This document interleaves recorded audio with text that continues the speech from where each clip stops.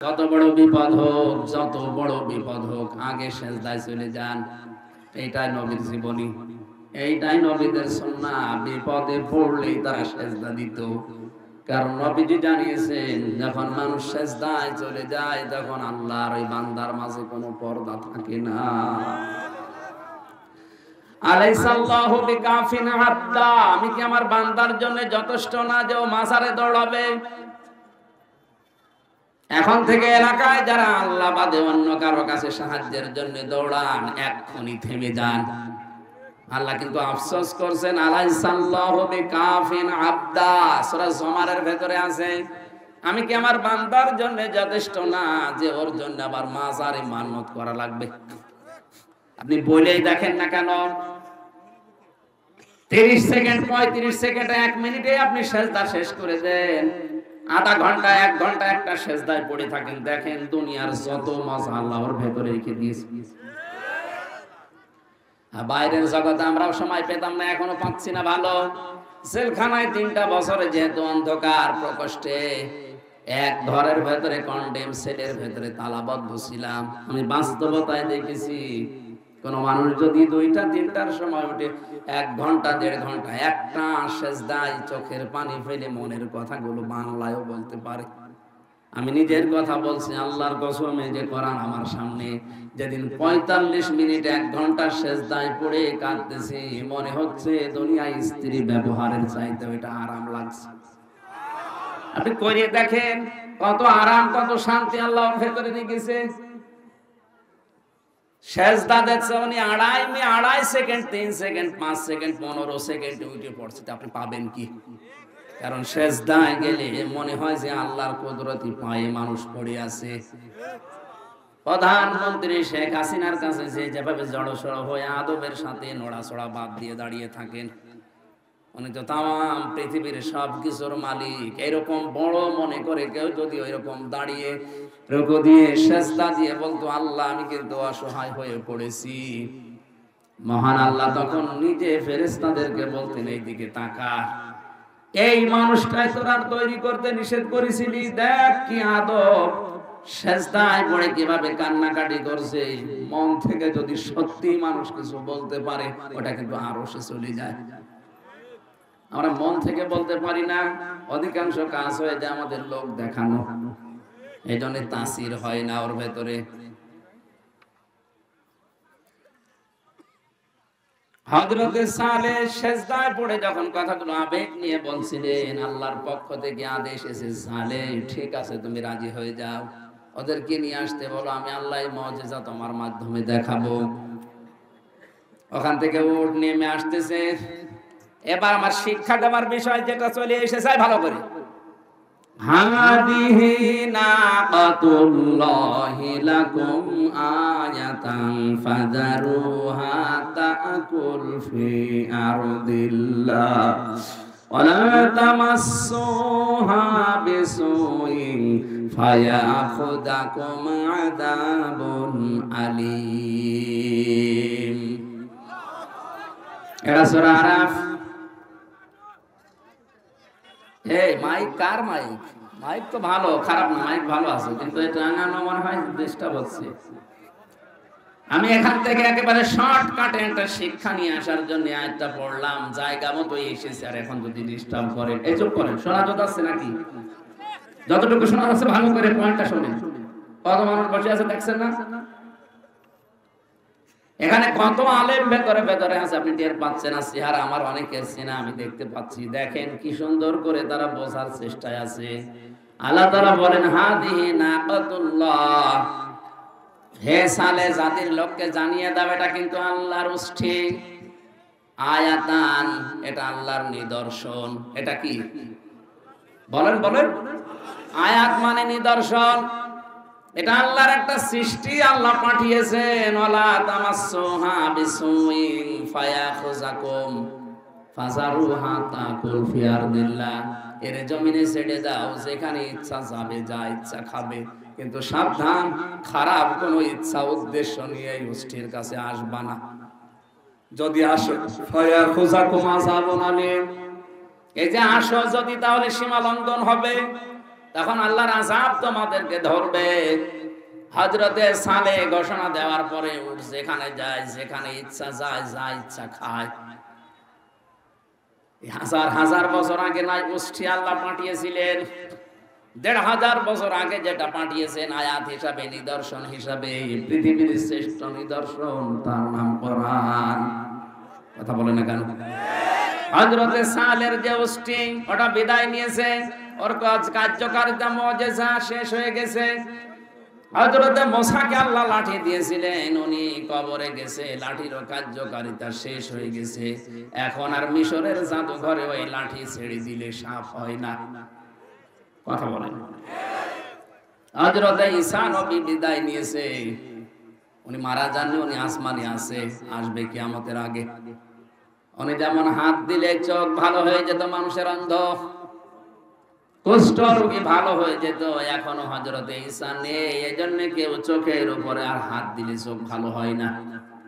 পৃথিবীর যত নবী আল্লাহ কম বেশি তাদেরকে মুজিজা দিয়েছিলেন, আশ্চর্য কোন জিনিস, তারা বিদায়, মুজিজার কার্যকারিতাও বিদায়। মুহাম্মদুর রাসূলুল্লাহকে আয়াত আল্লাহ যা দিয়েছেন, যে মুজিজা দিয়েছেন, এই মুজিজা এই কোরআনে আয়াত আজও আছে না নেই?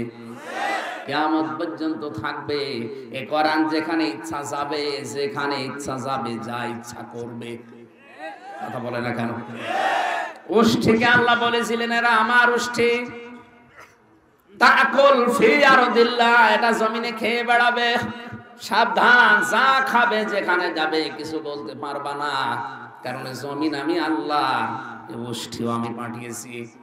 আল্লাহ তাআলা কোরআনের পক্ষে দলিল দিচ্ছেন, আলা লাহুল খালকু ওয়াল আমরু, এই জমিন আমি বানিয়েছি, জমিনে চলবে আমার বিধান। সুতরাং কোরআনে কারীম যাওয়া দরকার যেখানে যেখানে, ওই জায়গায় যদি কেউ যেতে বাধা দেয়, সে আল্লাহর শত্রু। কথা বোঝার না বোঝার ভান করে আছেন কারা? দেখে হাত তোলেন তো। আজ কোরআন আপনি শুধু ঘরের ভেতরে যেতে দেন, মাদ্রাসায় যেতে দেন, খানকায় যেতে দেন, মসজিদে যেতে দেন, কেন কোরআন সংসদে যেতে পারে না? কোরআন বিচারালয়ে যেতে পারে না? কোরআন ইউনিয়ন পরিষদে যেতে পারে না? মন্ত্রণালয়ে যেতে পারে না? যেখানে যেখানে যাওয়ার ইচ্ছা কোরআনের আল্লাহ যেখানে যেখানে নাম দিয়েছে ওখানে নিয়ে যান, সাবধান, বাধা দেবেন না। বাধা দিলে সালেহ নবীর জামানায় যে গজব এসেছিল, আল্লাহ কিন্তু এখনো পাঠাতে পারে। আমার কথার অর্থ যারা বুঝেছেন আলহামদুলিল্লাহ, আপনি যদি নাও বোঝেন, রাম আর বামরা বুঝে ফেলেছেন কি বলতে চাই। কুল বিফাদলিল্লাহি ওয়া বিরহমাতিহি ফাবিযালিকা ফালিয়াফরাহু হুয়া খায়রুম মিম্মা ইয়াজমাউন। আল্লাহ পাক বলেন, নবী আপনি বলুন, দুনিয়ার মানুষ যে যা পেয়ে আনন্দে আছে, ওটা একটাও স্থায়ী না, ওটা থাকবেও না। ওটা আজ আছে কাল নেই। পৃথিবীতে শুধু স্থায়ী সম্পদ যেটা, সেটা কোরআনে কারীম, এটা আমি আল্লাহর কাছেও শ্রেষ্ঠ সম্পদ। হয়তো এখন আপনি চোখ বন্ধ হয়ে গেলে, আমার তো যতটুকু বাস্তবতায় দেখেছি, মহিলারা যত দামি মানুষের স্ত্রী হোক, যত দামি মহিলা হোক, যদি মারা যায় এখন সকাল বেলার আগেই ওর হাতের গহনা, গলার গহনা, মুখের গহনা সব খুলে নেবে, যত বড় দামি মানুষই হয়। শুধু চোখ বুঝে আছেন, যদি নড়াচড়া না করেন, বাস্তবতায় মানুষ যদি মনে করে যে মরে গেছে, তাও খুলে নেবে। দুনিয়া এরকম জায়গা, এখন থেকে 200 বছর আগে যে লোকটা মারা গেছে, আপনার দাদার দাদার দাদা, ও কিন্তু এখানে এরকম দাপট নিয়ে চলতো। ওই লোকটা 200 বছর পরে এখন যদি জীবিত হয়ে এই কালিয়াগড় এলাকায় এসে ওই বাড়িতে গিয়ে বলে, এটা আমার পৈতৃক বাড়ি, আমি 200 বছর আগে এখানে ছিলাম। 200 বছর আগের কথা যদি বলে ওই লোকটা সত্যি চলে আসে, এ মানবে? কিসের পৈতৃক বাড়ি?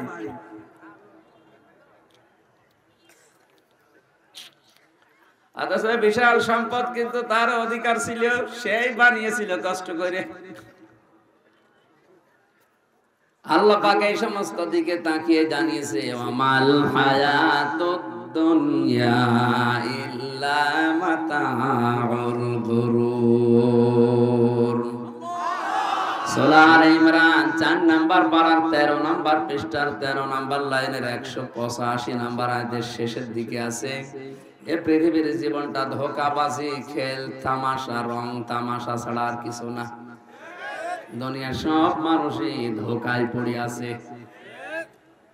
আমরা জানি ধোঁকায় পড়ে না থাকি, এজন্য মাঝে মাঝে কোরআনের অনুষ্ঠানগুলো আমরা করি। আল্লাকুমুত তাকাসুর হাত্তা যুরতুমুল মাকাবির। বেশি বেশি পাওয়ার জন্য মানুষ মহান্ধ হয়ে গেছে। যতক্ষণ পর্যন্ত কবরে না যায় ওরে রেশ কাটবে না। সুতরাং কবরে যাওয়ার আগে আমাদের রেশ যেন কেটে যায়, এই জন্য একটা বছর পরে বাগান এনে সাজিয়েছেন আমাদেরকে কোরআনে কারিম শোনানোর জন্য। আল্লাহর ভাষায় যেটা বুঝলাম, দুনিয়ার শ্রেষ্ঠ সম্পদে কোরআন। আমরা যেহেতু আজকে অন্তত একটা অনুষ্ঠান কোরআনে কারিমের মাধ্যমে পেয়েছি, এটা নিয়ামত মনে করি আমরা নাকি? সূরা ইব্রাহিমের ভেতরে আল্লাহ বলেন, আমি এলান দিলাম, আমি ঘোষণা দিলাম যে একটি ঘোষণা। একটি কি? এলাকায় চেয়ারম্যান যিনি আছেন পিয়াদাকে পাঠিয়ে একটা হ্যান্ড মাইক হাতে নিয়ে বলেন যে একটি ঘোষণা। ইউনিয়ন পরিষদের পক্ষ থেকে একটি ঘোষণা মাইকিং করা হয়। আল্লাহ যেন নিজে মাইক হাতে নিয়ে এই সিরাজগঞ্জ পাবনা এলাকায় এসে বলছে একটি ঘোষণা। এই ঘোষণাটা কি? ওই যে আগে যারা জানালাম যে দুনিয়ার শ্রেষ্ঠ সম্পদ কোরআন, মাইকিং হয়েছে হয়তো স্বপনের মাধ্যমে 2-3 দিন, যে একটি ঘোষণা, একটি এলান শোনেন, অমক দিন অমক তারিখে কোরআনে কারিম শোনানো হবে, আসবে অমক জন। আল্লাহ পাক বলেন এটা নিয়ামত হিসাবে আমি যদি গণ্য করে মানুষ যে এটা নিয়ামত, আমি যেন নিজে মাইক হাতে নিয়ে প্রচার করছি যে একটি ঘোষণা। মাহফিলের প্রচার সরাসরি করেছে প্রচারককে। বলেন আল্লাহ বলেন একটি ঘোষণা। ও পাবনার মানুষেরা, সিরাজগঞ্জের মানুষেরা, বান্দা বান্দি যারা দাবি করো আমার যে আমি আল্লাহর বান্দা, আমি আল্লাহর বান্দি, আল্লাহ পাক যেন মাইক হাতে নিয়ে নেমে পড়েছে। লাইন শাকারতুম, যদি আমার নিয়ামতের শুকরিয়া আদায় করো।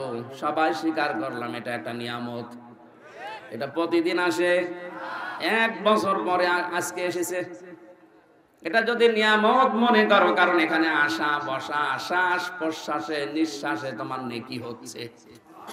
দুনিয়ায় এরকম আর একটা কোন অনুষ্ঠান নেই যেখানে গেলেই মানুষের নেকি হয়। এটা এই কারণে যেখানে কোরআন আছে। কি আছে? যতক্ষণ চুপ থেকে শুনবেন মনে করবেন আমি নামাজে দাঁড়িয়ে আছি। জোরে বলেন আল্লাহু আকবার। আল্লাহ বলেন এই নিয়ামতের শুকরিয়া যদি তোমরা আদায় করো, চুপ থাকো আর শোনো, কি করব জানো? লা আযীদান্নাকুম। লামে তাকিদ নুনে সাকিলা, গ্যারান্টি দিয়ে বলছি জীবনে এরকম নিয়ামতে আরো তোমাদেরকে ডোবাবো। ভালো ভালো কাজে তোমাদেরকে আমি আঞ্জাম দেওয়ার সুযোগ করে দেব। ওয়ালাইন কাফারতুম ইন্না আযাবি লাশাদীদ। যদি আমার নিয়ামতকে না শুকরিয়া করো, দাম না দাও, গুরুত্ব না দাও, ওই মনে করে চলে যাও, আমি এটা কিন্তু ছিনিয়ে নেব। জীবনে আর এরকম ভালো কাজে তোমারে নিয়ে আসবো না। ইন্না আযাবি লাশাদীদ, অবশ্যই আমার আযাব বড় কঠিন, তার ভেতরে তোদেরকে ফেলে দেব। জোরে বলেন নাউযুবিল্লাহ। কোরআনী আয়াতের তাফসিরে অন্য একটা আয়াত আমি পেয়েছি, কোন মানুষ যদি কোরআনের আইন বাদ দিয়ে, কোরআনের নিয়ম নীতি বাদ দিয়ে দুনিয়ার জীবন চালাতে চায়, আল্লাহ পাক বলেন তার পেছনে একটা শয়তান আমি আল্লাহ বন্ধু হিসাবে নিযুক্ত করে দেই। ওয়ামান ইয়াশু আন যিকরির রহমানি নুকাইয়িদ লাহু শাইতানান ফাহুয়া লাহু করিন। যে ব্যক্তি আমার জিকির থেকে, আমার কোরআন থেকে মুখ ফিরিয়ে অন্যদিকে চলে যাবে, আমি আল্লাহ নিজে তার সাথে একটা শয়তান সেট করে দেই। সে একেবারে আটার মতো লেগে থাকবে। তার মানে যে শয়তানের সাথে মিলে থাকবে তাকেও শয়তান শয়তানি বানাবে। ও গ্যারান্টি দিয়েছিল আল্লাহর কাছে, লামান তাবিআকা মিনহুম লাআমলা আন্না জাহান্নামা মিনকুম আজমাইন। আল্লাহ বলেন তোর অনুসরণ যদি কেউ করে, তোর সাথে লেগে থাকে, তোকে যেমন জাহান্নামে দেব, তোর সাথে ওকেও দেব। এই জন্য এটা নিয়ামত মনে করে যারা এসেছি, আর একবার বলছে আলহামদুলিল্লাহ। দরুদ আর সালাম পড়ছে আমাদের নবী মুহাম্মদুর রাসূলুল্লাহ সাল্লাল্লাহু আলাইহি ওয়াসাল্লাম। আজকে আমাদের আলোচনার বিষয় হচ্ছে এই পৃথিবীতে কাকে কাকে আল্লাহ সবচাইতে বেশি অপছন্দ করে, ঘৃণা করে।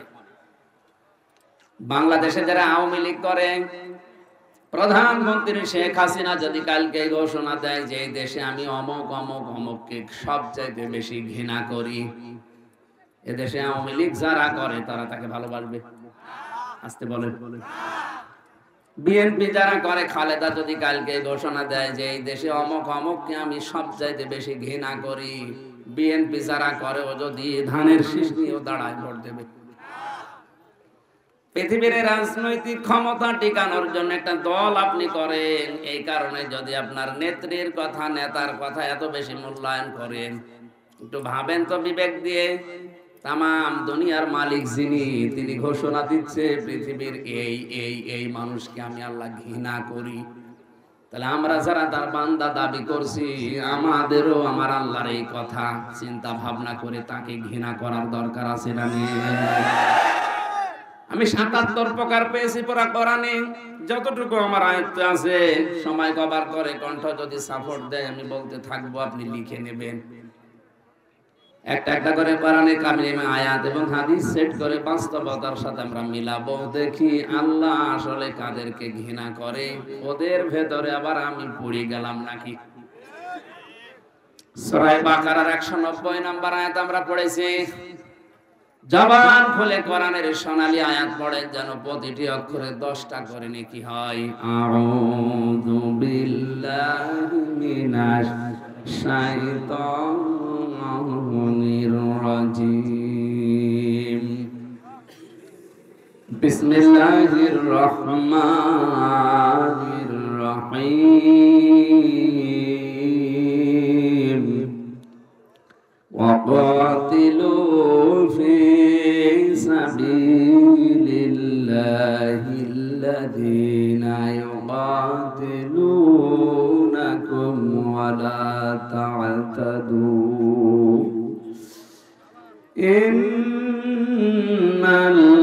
ইন্নাল্লাহা লা ইউহিব্বুল মু'তাদিন।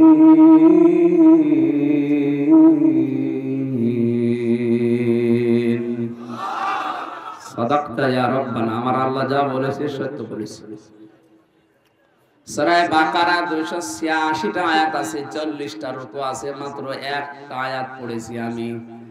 এই আয়াতের ভেতরে মূল কথা হচ্ছে আল্লাহ কাদের কাদেরকে দুনিয়ায় সবচাইতে বেশি অপছন্দ করে, ঘৃণা করে, বলেন নাউজুবিল্লাহ। আরম্ভ হচ্ছে আল্লাহ পাক বলেন ওয়াকাতিলু, তোমরা লড়াই করো। কি করো? এই কথাটা শোনার পরে আমার মনে হয় যাদের ভেতরে ইমানের একটু সমস্যা আছে, ওদের সবার কাছে এটা মনে হবে যে আল্লাহ মনে হয় মারামারির পক্ষে। পৃথিবীতে এমন এমন কিছু কাজ আছে যেখানে বুখারী শরীফে কাজ হয় না, বাকারী শরীফ লাগে। এখানে আল্লাহ কঠিন কঠিন আইন দিয়েছেন কোরআনে। এমন মানুষের চরিত্র তো আল্লাহ জানে, কারণ আল্লাহ তারে বানিয়েছে। পরে আপনি সোনা মধু করে ওয়াজ করে ওই সমস্ত কাজ থেকে বিরত রাখতে পারবেন না। ওই জায়গায় লাগবে বাকারি। কি লাগবে? এই জন্যে তো চুরি করলে হাত কেটে দাও, জেনা করলে সঙ্গে সার করে ফেলো, ডাকাতি করলে দেশ থেকে তাড়িয়ে দাও, হত্যা করলে তাকেও হত্যা করে ফেলো। এই কঠিন আইনগুলো আল্লাহ এমনি দেয়নি, কারণ পৃথিবী শান্ত রাখা লাগবে।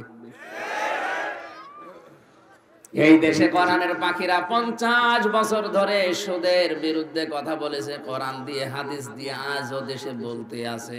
আমার মনে হয় যত বলা হচ্ছে সুদ তত বাড়ছে। এই যে জমিনটা আছে, স্বপন ভাইকে যদি বলে আমি 1 লক্ষ টাকা দিলাম 1 বিঘা জমি আমারে দেন, আমি চাষ করে খাবো, যখন আপনি টাকা ফেরত দেবেন তখন জমি নিয়ে নেবেন। এটা এলাকায় আছে, এটার নাম কি? এই কট নেওয়া যায়, এটা সুদ। আর আমরা সবাই এখানে কম বেশি জানি, নারী পুরুষ সবাই, যে সুদ খেলে মায়ের সাথে জেনা করার গুনাহ হয়। সুতরাং এই কট নিয়েছেন কারা? হাত তোলেন তো। না, এটা আমরা হাসির খোরাকি না, আমরা ওয়াজ এখন থেকে আমল করব। আরে ভাই, আমার ইবাদত বন্দেগী ওয়াজ যদি কবুলই না হয় তো ছাতা করে আমি করব কি? বলেন, কট নিয়েছেন যারা একবার আল্লাহু আকবার বলে হাত তোলেন। অনেক টুপিওয়ালা দাড়িওয়ালা মানুষও এই কাজ করছে। তার মানে এই কাজটা আপনারা কি এলাকায় জায়েজ মনে করেন না হারাম মনে করে করেন? জায়েজ না, এটা জায়েজ না। এখন হারাম পেটের গায়ে হাত, এটা তো ফতোয়া বানিয়েছে মানুষ,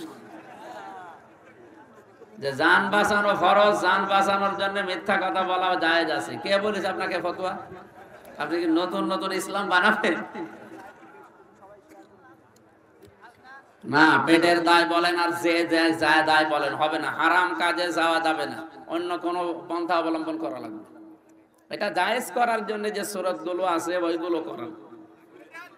আমি এই যে 10,000 টাকা দিলাম, এই 1 বিঘা জমি আমি 1 বছর করে খাবো, ওই টাকা আমার আর ফেরত দেওয়া লাগবে না। এই খেয়ে দেয় শোধ কি বলে, এটা তো আপনারা করেন না। না, কিছু মানুষ আছে এটাকে লস হয় বলে করতে চাই না। আমি প্রথম আয়াত তো ওইটাই শুরু করেছি যে দুনিয়া কিন্তু ধোকার জিনিস। আপনি এসেছেন খালি গায়ে খালি পায়ে, ন্যাংটা যাবেন ওই রকম, মাঝখানে 70-80 বছর একটু চাষ করে যাবেন নাকি? আমার বিশাল জীবন পড়ে আছে, ওইটাই যদি ধ্বংস হয়ে যায় এই 60-70 বছরে কি হবে? এই জন্য পেটের দায় বললে আর এ দায় ও দায় হবে না। আমি তার উদ্বুদ্ধ করতে পারি না, আর আমার হাতে সেই ক্ষমতাও এখন নেই। যাদের হাতে এইটা আছে এই মানুষগুলো যদি চেষ্টা করতো, যাকাত ভিত্তিক অর্থনীতি বাংলাদেশে যদি কায়েম করতো, 53 বছর দেশটা স্বাধীন হয়েছে, এই দেশে সুদের 4 আনাও থাকতো না। ওই আফগানিস্তানে তো সুদ নেই, ওদের দেশ চলছে না। বলে যে না আমরা বাঁচবো না, বাঁচবেন না মানে? আল্লাহর বিধান যেখানে মানুষ মানবে না সেখান থেকে আল্লাহ বরকত তুলে নেবে। চর্ম চোখে মনে হবে আমরা অনেক উন্নত হচ্ছি। এই মাইক ওই সাউন্ডটা ঠিক করে দেন ভাই, যারা দায়িত্বে আছেন ওই সাউন্ডটা ঠিক করে দেন। ঠিক আছে, চুপ করে।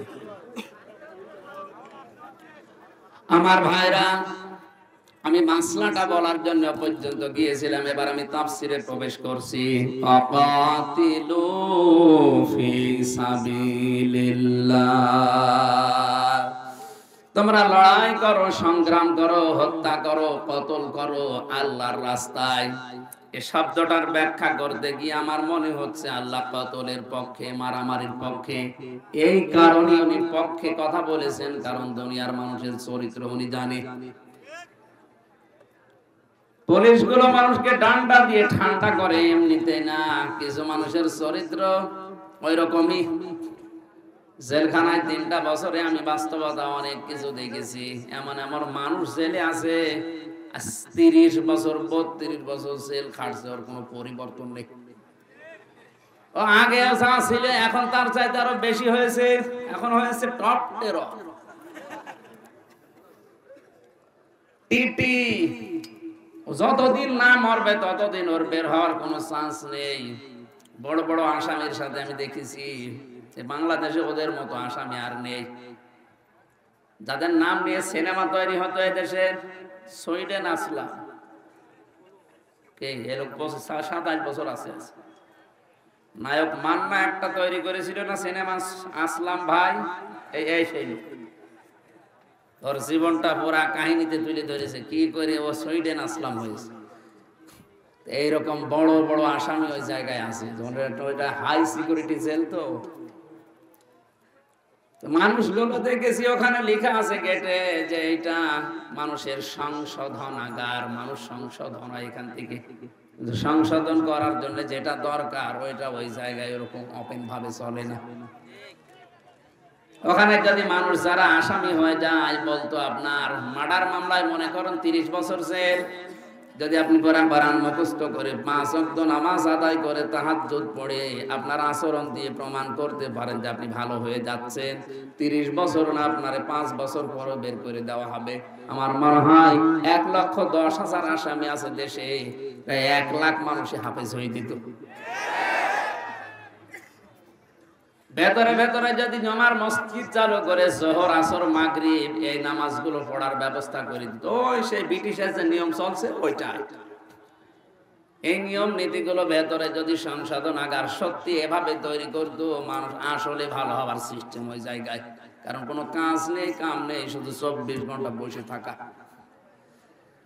এইগুলো আমরা পাই না ওখানে। চোর ওখানে যায় চুরি করে, ডাকাত হয়ে বের হয়, ডাকাত যায় ও মার্ডার কিভাবে করা লাগে সেই ট্রেনিং নিয়ে বের হচ্ছে। আল্লাহ জানে কঠিন কঠিন আইনগুলো দিয়েছেন যে তোমরা আল্লাহর রাস্তায় হত্যা করো, সংগ্রাম করো। ফালাম তাকতুলুহুম ওয়ালাকিন্নাল্লাহা কাতালাহুম ওয়া মা রামাইতা ইয রামাইতা ওয়ালাকিন্নাল্লাহা রামা। আমার কথা কি বুঝতেছেন? আপনি অন্যদিকে নিয়ে যাবেন না যে খালি মারামারির জন্য উদ্বুদ্ধ করছে, খালি হত্যার জন্য না। এই আয়াতের প্রথম কথা এটা যে তোমরা হত্যা করো। কার রাস্তায় করবা? ফি সাবিলিল্লাহ, আল্লাহর রাস্তায়। এই শব্দটার অর্থ শুনে যদি এখন কেউ জঙ্গিবাদে জড়িয়ে যায়, কেউ চরমপন্থা অবলম্বন করে, এটা দোষ কি কোরআনের? আপনি বুঝতে ভুল করেছেন। কোরআন কোনদিন মানুষ হত্যার পক্ষে বিনা কারণে না। কথা বুঝতেছেন? এই জন্য আমাদের উচিত হচ্ছে কোরআনের মর্ম মানেগুলো উপলব্ধি করার জন্য তাফসীর গুলো পড়া। ইবনে কাসিরের ভেতরে মুফাসসিরুল ইকরাম লিখেছেন, ঈমানদার যারা তারা সারা জীবন লড়াই করবে, সংগ্রাম করবে, ওরা যুদ্ধ জিহাদ চালাবে আল্লাহর রাস্তায়। কার রাস্তায়? পক্ষান্তরে দুনিয়ায় যারা কাফের, এরাও তাদের যুদ্ধ জিহাদ চেষ্টা সংগ্রাম মারামারি কাটাকাটি এরাও করবে, কিন্তু শয়তানের রাস্তায়। সূরা নিসার ৭৬ নম্বর আয়াতে তথ্যগুলো আছে। আল্লাযীনা আমানু ওয়া ইউকাতিলুনা ফি সাবিলিল্লাহ। ঈমান যাদের আছে এরা লড়াই করবে, সংগ্রাম করবে, করাই লাগবে, মাস্ট বি আল্লাহর রাস্তায়। কার রাস্তায়? তাহলে মারামারি করতে দেখলেই আপনি উল্টা বুঝবেন না। এদের মারামারি তো দুনিয়ার কোন স্বার্থের জন্য না, আল্লাহর আইন দুনিয়াতে প্রতিষ্ঠা করা, কায়েম করার জন্য। আর যারা শয়তানের অনুসারী তারাও মারামারি করবে, হত্যা করবে, তারাও কাটাকাটি মিছিল করবে, কিন্তু রাস্তা হবে শয়তানের। আল্লাহ তাআলা এই কঠিন পরিস্থিতিতেও ডাক দিয়েছেন, ইকাতিলুনাকুম, তোমরাও তাদেরকে হত্যা করবা, তাদের বিরুদ্ধে সংগ্রাম করবা, লড়াই করবা। কতটুকু? যতটুকু ওরা করেছে। বিনা কারণে আজ অনেককে দেশ থেকে তাড়িয়ে দেওয়া হচ্ছে, বাড়ি থেকে বের করে দেওয়া হচ্ছে, দখল করে নেওয়া হচ্ছে। এটা যদি দেশে নাও হয়, ফিলিস্তিনে হচ্ছে। আর কথা বলো না কেন? সুতরাং তাদেরকে বিনা কারণে তাদের মাতৃভূমি থেকে, নিজের বাড়ি জায়গা ঘর থেকে বের করে দিয়ে জোর করে দখল করছে। এদেরকে আল্লাহ আদেশ দিয়েছে, যারা এই অবিচার গুলো করেছে ওদের বাড়ি ঘর থেকে বের করো, ওদেরকেও মারো, হত্যা করো। আপনার জায়গা যদি এরকম কিছু করে, বৈধ জায়গায় বৈধ ট্যাক্স দিয়ে বসে আছি, জোর করে আপনি এখান থেকে তুলে দেবেন, থাকতে দেবেন না, এমন এমন অত্যাচার করবেন যেন আমি চলে যেতে বাধ্য হই। এখন প্রশ্ন আসতে পারে, এরকম কোন জায়গায় হয়? আপনি টের পাচ্ছেন? এক বউ এসে বলছে, কি গো তুমি যে আমারে বারবার পিটাও, আমাকে কি রাখবা না? স্বামী বলছে, কিলের ওজন দেখে টের পাও না? প্রতিদিন তোমার যে কয়টা করে কিল বসায়, কিলের ওজন দেখে তো টের পাওয়ার কথা যে তোমার রাখবো কিনা। আজ পৃথিবীর অনেকে ইসলাম ধ্বংস করার জন্য বাংলাদেশের দিকে তাকান, একটা একটা করে অনেক কিছু তুলে দেওয়ার চেষ্টায় আছে। এরপরেও আমরা যদি প্রশ্ন করি, কি আমাদের রাখবা না, ইশারা দিয়ে বলে টের পাচ্ছেন না। 1 থেকে মাস্টার্স পর্যন্ত মুসলমানের দেশে নবীজির জীবনী পাওয়া যাচ্ছে না। সাহাবীদের জীবনে পাওয়া যাচ্ছে না, কোরআনের একটা নির্ধারিত অংশগুলো যেগুলো ছিল ওগুলো পাওয়া যাচ্ছে না। তা আপনি কি পড়ে মানুষকে মানুষ বানাবেন? এখন যদি বলেন মানুষ কি তারা না পশ্চিমারা, কিসের মানুষ তারা? যারা নারীতে নারীতে বিয়ে করে, পুরুষে পুরুষে বিয়ে করে, আল্লাহর দৃষ্টিতে এগুলো মানুষের বাইরে চলে গেছে। আর তাদের কালচার শুরু করার জন্য আজ যারা এই সমকামিতাকে প্রমোট করছে, এ দেশকে আপনি ডেড সি বানিয়ে দেবেন নাকি? জর্ডানের দিকে তাকান, লোক নবীর জামানায় যারা পুরুষে পুরুষে বিয়ে করে এই অন্যায় কাজটা দুনিয়ায় চালু করে আল্লাহ এত রাগ করেছিলেন তাদের উপরে, তাদের পুরা জমিনটাকে জিবরাইল একেবারে মাটি থেকে আকাশে তুলে আষাঢ় দিয়ে ডেড সি বানিয়ে দিয়েছে। উদ্বুদ্ধ হয়ে অনেক টাকাওয়ালা মানুষ হজে গেছে, যাদের হজ কবুল হয়েছে এরকম মানুষের আমল নামাজ সওয়াব তোমাকে আল্লাহ দিয়ে দিয়েছে। এই নেশায় এই পেশায় তো এগুলো করছে, তাছাড়া কোন দরকার আছে লক্ষ লক্ষ টাকা খরচ করে আপনাকে দিনের বেলা এখানে নিয়ে এসে রোদের ভেতরে বসিয়ে রাখা? আমি লোকটার উদাহরণ দিচ্ছিলাম এমনিতে না, বাস্তবতা যেটা দেখতে পাচ্ছি। আহারে কি চলছে, কোরআন প্রচার করতে গেলে ৯৬% মুসলমানের দেশে যদি এত বাধা আসে, তাহলে হিন্দুদের দেশে কি হবে বলেন তো? টের পান না কিলের ওজন দেখে যে কি করব, তোমরা টের পেয়ে গেছি। এই জন্য আল্লাহ লড়াইয়ের কথা বলেছে, টিকে থাকার জন্য তোমাকে ওরা যে যে আচরণ করেছে ওইভাবে তোমার আচরণ করো, কিন্তু সাবধান, ওয়ালা তা'তাদু, সীমা লঙ্ঘন করবা না। কেউ যদি এক চড় তোমাকে দেয়, তুমিও এক চড় দিতে পারো অনুরূপ, কিন্তু ২ চড় দিলে আবার অবিচার হয়ে যাবে। কেউ যদি বাড়ি থেকে বের করে দেয়, তোমারে বিনা কারণে মামলা দিয়ে ধরিয়ে দেয়, এরকম পরিবেশ আসলে তুমিও ধরিয়ে দাও, কিন্তু সাবধান, সীমা লঙ্ঘন করা যাবে না।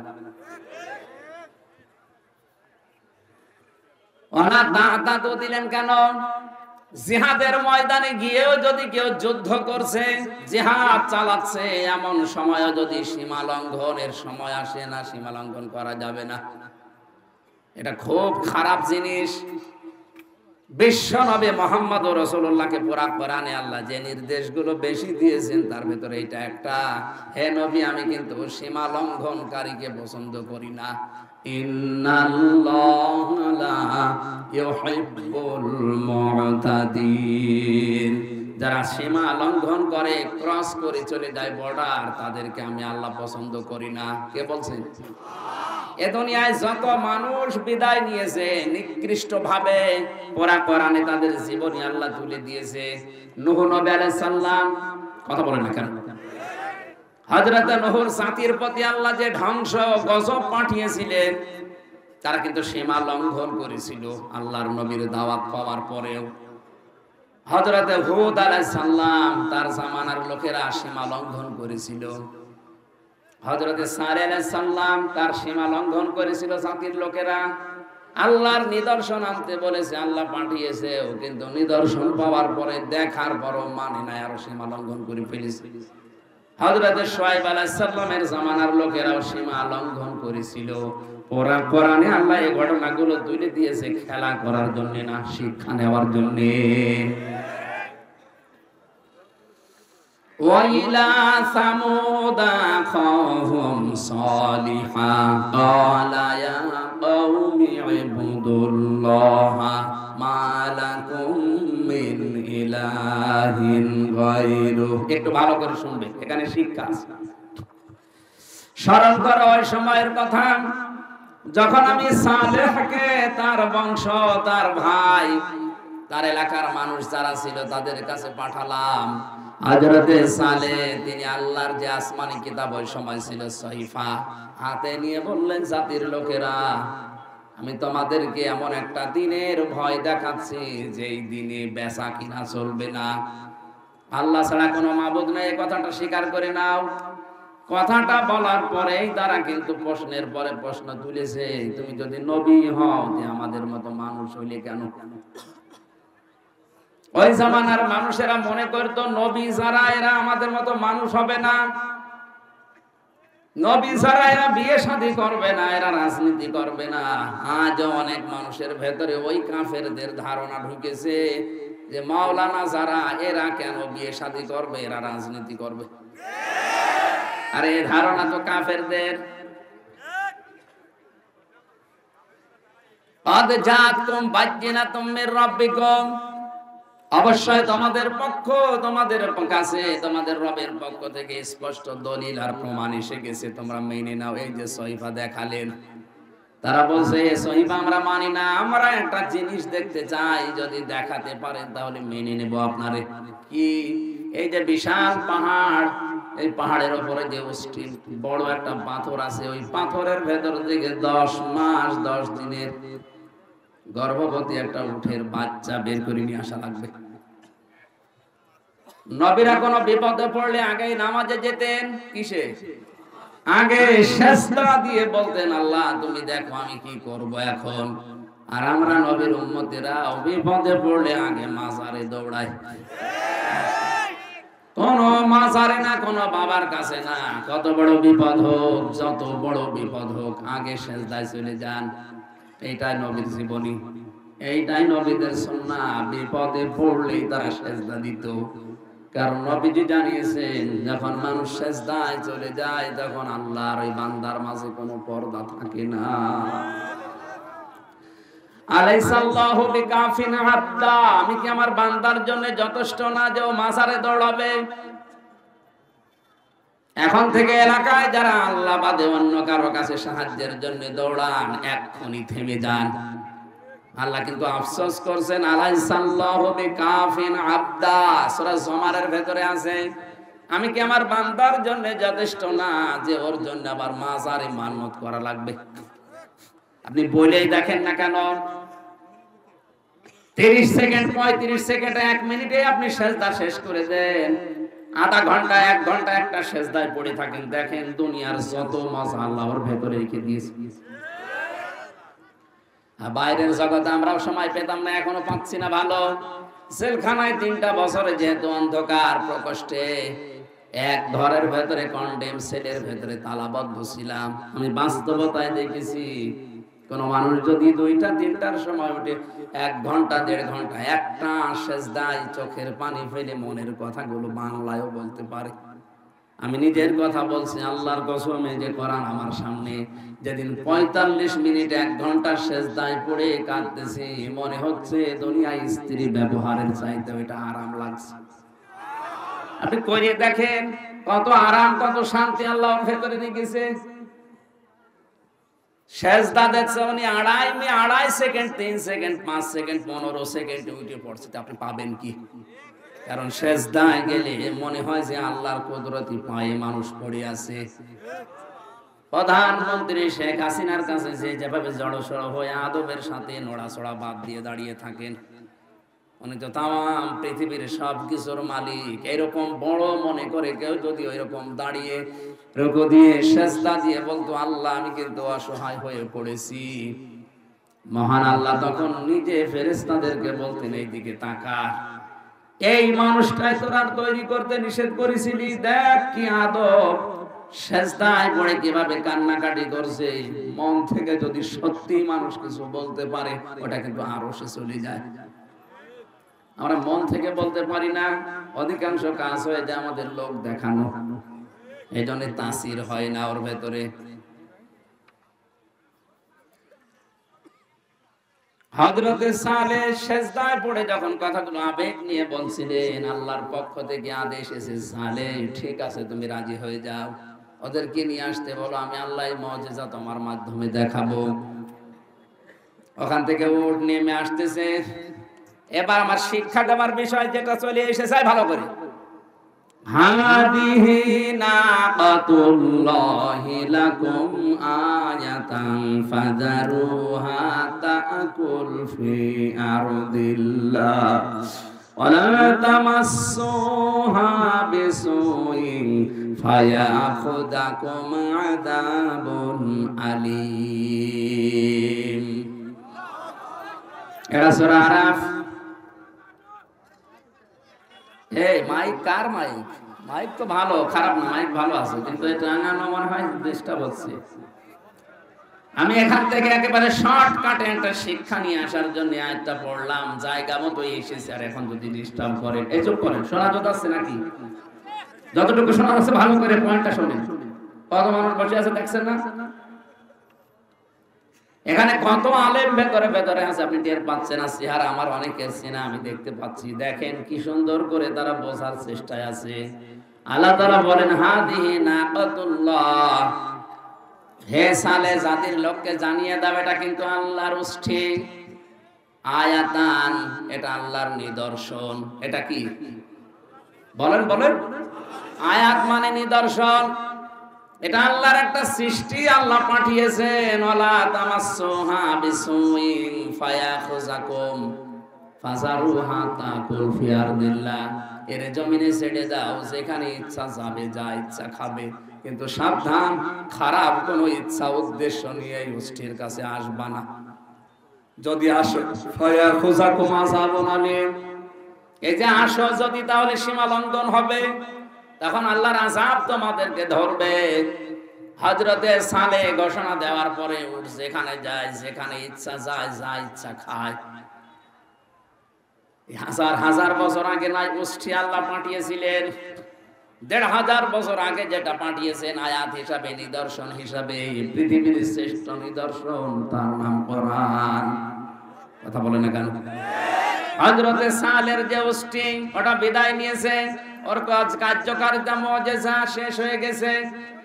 হযরতে মুসাকে আল্লাহ লাঠি দিয়েছিলেন, উনি কবরে গেছে, লাঠিরও কার্যকারিতা শেষ হয়ে গেছে। এখন আর মিশরের জাদুঘরে ওই লাঠি ছেড়ে দিলে সাপ হয় না। কথা বলেন। হযরতে ঈসা নবী বিদায় নিয়েছে, উনি মারা যাননি, উনি আসমানে আছে, আসবে কিয়ামতের আগে। উনি যেমন হাত দিলে চোখ ভালো হয়ে যেত মানুষের, অন্ধ কুষ্ঠ রোগী ভালো হয়ে যেত, এখনো হযরতে ঈসা নেই, এজন্য কেউ চোখের উপরে আর হাত দিলে চোখ ভালো হয় না। পৃথিবীর যত নবী আল্লাহ কম বেশি তাদেরকে মুজিজা দিয়েছিলেন, আশ্চর্য কোন জিনিস, তারা বিদায়, মুজিজার কার্যকারিতাও বিদায়। মুহাম্মদুর রাসূলুল্লাহকে আয়াত আল্লাহ যা দিয়েছেন, যে মুজিজা দিয়েছেন, এই মুজিজায়ে কোরআনে আয়াত আজও আছে না নেই? কিয়ামত পর্যন্ত থাকবে। এই কোরআন যেখানে ইচ্ছা যাবে, যেখানে ইচ্ছা যাবে, যা ইচ্ছা করবে। কথা বলে না কেন? উষ্ঠিকে আল্লাহ বলেছিলেন, এরা আমার উষ্ঠি, তাকুল ফি আরদিল্লাহ, এটা জমিনে খেয়ে বেড়াবে, সাবধান, যা খাবে, যেখানে যাবে, কিছু বলতে পারবা না, কারণ জমিন আমি আল্লাহ, এই উষ্ঠিও আমি পাঠিয়েছি। আল্লাহ তাআলা কোরআনের পক্ষে দলিল দিচ্ছেন, আলা লাহুল খালকু ওয়াল আমরু, এই জমিন আমি বানিয়েছি, জমিনে চলবে আমার বিধান। সুতরাং কোরআনে কারীম যাওয়া দরকার যেখানে যেখানে, ওই জায়গায় যদি কেউ যেতে বাধা দেয়, সে আল্লাহর শত্রু। কথা বোঝার না বোঝার ভান করে আছেন কারা? দেখে হাত তোলেন তো। আজ কোরআন আপনি শুধু ঘরের ভেতরে যেতে দেন, মাদ্রাসায় যেতে দেন, খানকায় যেতে দেন, মসজিদে যেতে দেন, কেন কোরআন সংসদে যেতে পারে না? কোরআন বিচারালয়ে যেতে পারে না? কোরআন ইউনিয়ন পরিষদে যেতে পারে না? মন্ত্রণালয়ে যেতে পারে না? যেখানে যেখানে যাওয়ার ইচ্ছা কোরআনের আল্লাহ যেখানে যেখানে নাম দিয়েছে ওখানে নিয়ে যান, সাবধান, বাধা দেবেন না। বাধা দিলে সালে নবীর জামানায় যে গজব এসেছিল, আল্লাহ কিন্তু এখনো পাঠাতে পারে। আমার কথার অর্থ যারা বুঝেছেন আলহামদুলিল্লাহ, আপনি যদি নাও বোঝেন, রাম আর বামরা বুঝে ফেলেছি কি বলতে চাই, এই জন্যই তো আসতে দেয় না। ওরা জানে যে কত দূর গেছে। কোরআন শরীফ পড়ে, আমার বাবা মারা গেছে। আরে বেটা, তোর বাবা মরে গেছে, এখন পড়ে করবো কি? তোর বাবা যেখানে যেখানে ছিল ওই জায়গাগুলো যদি কোরআন নিয়ে যেত, তাহলে আজ আর পড়া লাগতো না। তোর বাবা কোথায় কোথায় গেছে তুই টের পাস না? তোর বাবা ব্যবসা করেছে, ওই ব্যবসা প্রতিষ্ঠানে কোরআন ছিল না। ওখানে অনেক ব্যবসা প্রতিষ্ঠান বাংলাদেশে আছে আজ, বিভিন্ন গার্মেন্টস থেকে মেয়েদের কান্নার আওয়াজ আসে। আর এখন ওই শয়তান মরে গেছে বলে কোরআন পড়ে দেন, কোরআন পড়লো রাজ আবারও বাড়বে। কত সরকারি প্রতিষ্ঠানের দিকে তাকান, আজ এক একটা সিট পাওয়ার জন্য অনেক মহিলারা নিজেদের ইজ্জত বিক্রি করে দিচ্ছে। ওখানে যদি কোরআন থাকতো, ওখানে মেয়েদের কান্নার আওয়াজ আসতো না। বাবার বয়সী লোক আছে, এই জন্য আমি নিচে নামতে পারলাম না। এইটাই চলছে পৃথিবীতে এখন। এই কথা বলেন না কেন? কোরআন যেখানে যেখানে যাওয়া দরকার ওখানে যেতে দেন না। খালি মানুষ মরিয়ে গেছে, কোরআন পড়া। আল্লাহর নিদর্শন, আল্লাহর এই আয়াত। এই নিদর্শন কার? এই আয়াতগুলোকে আমার বানানো। আল্লাহর নিদর্শন, আল্লাহর আয়াতে যেখানে ইচ্ছা যাবে, কেউ বাধা দিতে পারবে না। কেউ বাধা দিলে বুঝবেন ওটা সালেহ আলাইহিস সালামের জামানার কাফেরদের মতো কাফের। আযাব আসতেছে, কোরআনের বিরুদ্ধে যারা অবস্থান নিয়েছে আযাব আসছে। আমি তো আমার এই ছোট্ট চোখে যা দেখলাম, এদেশে যারা সত্যি ডাইরেক্ট ইনডাইরেক্ট কোরআনের বিরুদ্ধে অবস্থান নিল, হয়তো কেউ ডাইরেক্ট নিয়েছে, কেউ ইনডাইরেক্ট। আপনি তাকান তাদের জীবনের দিকে। এই মানুষগুলোর শেষ বয়সে তাদের ছেলে মেয়ে, বউ, বেটার বউ সব মুখে লাথি দিয়ে তাড়িয়ে দিয়েছে, অথচ বিশাল দাপট ছিল দুনিয়ায়। আপনি আর কয় টাকার মালিক এখন? আবু জেহেল ওই সময় প্রেসিডেন্ট ছিল। কোরআনের বিপক্ষে অবস্থান নেওয়ার কারণে আল্লাহ তাকে যৌন অক্ষম করে দিয়েছিলেন। বউ ছিল ওর, কিন্তু কাজ করতো অন্যজন। এই জন্য ওর স্ত্রীর নাম হচ্ছে নাকেরা। নাম কি? নাকেরা মানে অনির্দিষ্ট, নিজে কাজ করতে পারতো না। আজ যারা কোরআনের বিরুদ্ধে অবস্থান নেবেন, আল্লাহ আপনাকে এমন শাস্তি দেবে, খালি দেখে দেখে হাঁ করে থাকবেন, কিছু বলতে পারবেন না। এইটাই বাস্তব। কাবা শরীফ তাওয়াফ করছিলাম, হঠাৎ করে দেখি পেটে ব্যথা। কি গো? এক পুলিশকে জিজ্ঞাসা করলাম, ভাই এতক্ষণ তো ভালোই ছিলাম, এখন আমার পেটে ব্যথা করছে, কি জায়গার দোষ? পুলিশ আমার বলছে, হাজিউল হজ্জা তাই না বিলাদুকা। ও হাজি দেশ কোথায়? বাংলাদেশ। ও আপনি জানেন না এটা কোন জায়গা? না তো। আবু জেহেলের বাড়ি। আপনি এখনো পায়খানা না করে দাঁড়িয়ে আছেন, টানাটানি করে। পায়খানা করে দেখি সত্যি আমার পেটের ব্যথা ভালো হয়ে গেছে। আল্লাহ আমাকে বোঝাতে চাই, হামজা এত টাকা পয়সা খরচ করে সেই বাংলাদেশ থেকে আসলে এখানে, আর শয়তানের মুখে পায়খানা না করে চলে যাবা, তাড়াতাড়ি করো। দেখেন তো সে দেশের প্রেসিডেন্ট, কত দামি জায়গা, তার কাবার পাশে ওর বাড়ি, অথচ জায়গাটাকে আল্লাহ এত নিকৃষ্ট বানিয়ে দিয়েছে। তামাম দুনিয়ার মানুষেরা এখন যায় ওই জায়গাতে পায়খানা না করে দেশে যায় না।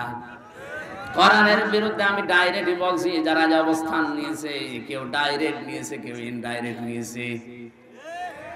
আপনাকে আল্লাহ ছাড়বেন, আপনার বাড়ি পর্যন্ত নিকৃষ্ট, এমনকি আপনার নামও কেউ দুনিয়ায় রাখবে না। আপনার নাম আর কত সুন্দর, আপনার চাইতে ইয়াজিদের নামটা সুন্দর না? অনেক সুন্দর ছিল। ইয়াজিদ তাও কেন্দ্রীয় মসজিদের ইমাম ছিল, কিন্তু নামটা এত বেশি ঘৃণিত করে আল্লাহ দিয়েছে, নামটার নাম নেই। ইয়াজিদ এখন গালি হয়ে গেছে। কাউকে যদি রাগাতে চান বলবেন না ইয়াজিদের বাচ্চা। আমার মনে হয় কালকে যদি বলা হয় ভাই ছেলে হয়েছে ৫,০০০ টাকা দেব, নামটা আবু জেহেল রাখেন, রাখবে? ছেলে দরকার হয় গলা টিপে মেরে ফেলবো। শিক্ষিত মানুষেরা কান খাড়া করে মিলান। আল্লাহর নিদর্শন এসেছিল, যেখানে ইচ্ছা যাবে, যা ইচ্ছা খাবে। এখন তো ওই নিদর্শন গোষ্ঠী নেই। এখন আল্লাহর নিদর্শনের নাম কি? আল্লাহর আয়াতের নাম কি? এইটাই শিক্ষা আজকের মাহফিলের। যেখানে ইচ্ছা যাবে, যেখানে ইচ্ছা খাবে, যা ইচ্ছা করবে, কেউ বাধা দিতে পারবেন না। বাধা দিলে খবর আছে। এখানে প্রায় ৯টা জাতির কথা আছে, সবাইকে আল্লাহ ধ্বংস করেছে খালি সীমা লঙ্ঘন করার কারণে। আল্লাহ এমনিতে কিছু পাঠান না, পাঠানোর পরে যদি না মানে তখন আর ছাড়েন না। আল্লাহ তো পাঠিয়েই দিয়েছে, ১৫০০ বছর আগে পাঠিয়েই দিয়েছে, কিয়ামত পর্যন্ত এটা থাকবে। এখন যদি কেউ বেঈমানি করেন, না বোঝার ভান করে থাকেন, আরে ভাই আমরা তো কোরআনের মালিক না। কোরআনের মালিক এই লোকটাও না। কোরআনের মালিক কে বলেন? এই জমিনের মালিক কে? আমরা তো কামলা। কামলা বুঝেন? এই যে কাজ করে খাচ্ছে মাঠে ঘাটে, এই জমিনের মালিক মনে করেন স্বপন সাহেব। 5 জন মানুষকে নিয়েছে, যেখানে ধান লাগালাম সারাদিন। মাগরিবের আগে বলছে আপনাদেরকে আমি টাকা দিয়ে দেব। আসরের নামাজের পরে টাকা দিয়ে দেবে আমাদের। কিছুক্ষণ আগে আসরের সময় হতে আর মাত্র 5টায় সময় টাকা দেবে, 10 মিনিট বাকি আছে। কয়েকজন মস্তান এসে মোটরসাইকেল নিয়ে বলছে ধান সব তুলে ফেলবো। আমরা যদি বলি না ভাই আর 10 মিনিট পরে তোলেন, কারণ এই জমি আমাদের না, এ ধানও আমাদের না, আমরা আছি আমাদের টাকা নেওয়ার জন্য। কারণ টাকা না পেলে আমাদের সংসার চলবে না। কথা বলেন ঠিক কিনা? এরপরেও যদি মস্তান বলে না তুলেই ফেলবো, তখন মারামারি হওয়ার সম্ভাবনা নেই। মালিক তো নেই, আমরা তো কামলা, আমরা তো জন, মনীষ, পাট, লেবার যাই বলেন। অন্তত আমাদের বেতন পাওয়ার জন্য হলে এই লোকগুলোকে এখন ঠেকাতে হবে। ঠেকাতে গিয়ে ধস্তাধস্তি, মারামারি, হাতাহাত, মেরেও ফেরা লাগতে পারে। কারণ আমাদের টার্গেট বেতন। আমাদের টার্গেট কি? আমরা ঠিক এই কায়দায় জমিনে আছি। এই জমিনের মালিকও আমরা না, কোরআনের মালিকও আমরা না, আমরা কামলা, খাদেম। এই কোরআন প্রতিষ্ঠার জন্য চেষ্টা করে যাচ্ছি। বিকাল 5টা মানে জীবনের শেষ দিন পর্যন্ত চেষ্টা করেই যাব। এর মাঝখান থেকে কেউ যদি এসে বাধা দিতে চান, হয় হাতাহাতি হবে, মারামারি হবে, মেরেও ফেলতে পারি। এখানে কোনো আপোষ নেই, কারণ আমার বেতন দরকার, আর আমাদের বেতনের নাম জান্নাত। এই কথা বলুন। এটা পাওয়ার জন্য যদি কোরআন বিরোধী কাউকে পাওয়া যায়, বাধা দানকারী, তাকে কিন্তু বিকাল 5টার আগে ছাড়া হবে না।